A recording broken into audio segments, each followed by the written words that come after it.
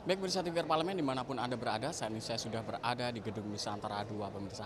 Dan seperti yang kita ketahui ada pemerintahan yang baru nantinya, Presiden terpilih Prabowo akan mengusung tema yang luar biasa yaitu Bersama Indonesia Maju Menuju Indonesia Emas 2045. Di mana pemirsa hal tersebut diturunkan ke dalam 8 visi atau astacita. Di mana ada diantaranya yaitu penguatan ideologi Pancasila, penguatan demokrasi dan juga peningkatan lapangan kerja, pembangunan SDM, juga keberlanjutan terkait hilirisasi. Dan kita akan dalami seperti apa pandangan dari DPR RI terkait yang akan diambil pemerintah saat itu. Dan kita akan bahas dengan salah satu anggota DPR, Muhammad Khalid dari PKS dari daerah pemilihan Jabar 6. Pak, terkait astacita dari Presiden terpilih ini Pak, bagaimana pandangan DPR RI terkait hal tersebut? Tentu kita berharap bahwa visi yang terangkum dalam astacita itu bisa terrealisasi ya. Karena kita melihat Pak Prabowo dan Mas Gibran itu memiliki visi terkait bagaimana membangun ekonomi yang lebih tinggi lagi. Ada target sekitar 8% kalau nggak salah.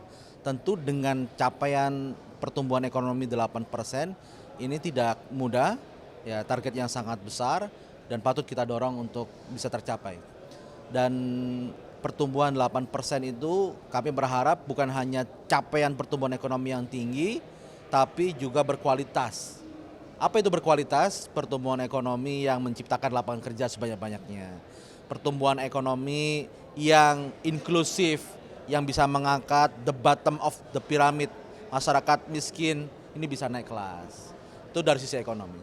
Kemudian selain ekonomi yang tumbuh tinggi dan berkualitas, kita berharap juga bagaimana pemerintah ke depan itu juga pemerintahan yang kuat, bersih, berwibawa, efektif, dan tentu tampil unggul dalam melayani. Dan itu yang penting juga adalah yang disebut Indonesia Emas itu apa sih sebenarnya? SDM yang berkualitas. SDM berkualitas itu paling nggak dua hal, dicirikan oleh pendidikan yang bagus dan kesehatan yang prima.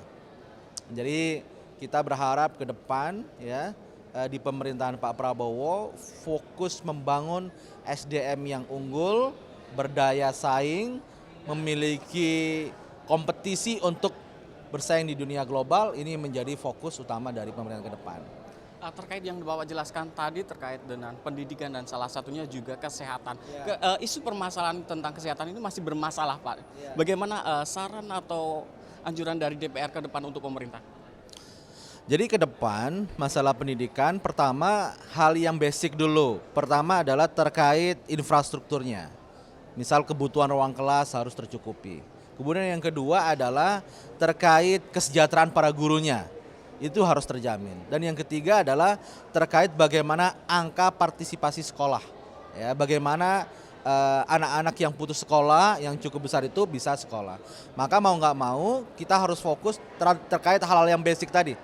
Hal yang basic infrastruktur, ikutsertaan, guru itu yang harus diselesaikan.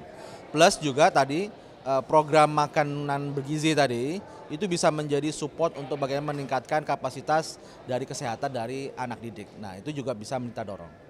Dan ke depan memang pendidikan selain Dikdismen juga perlu dipikirkan bagaimana kontribusi pendidikan tinggi.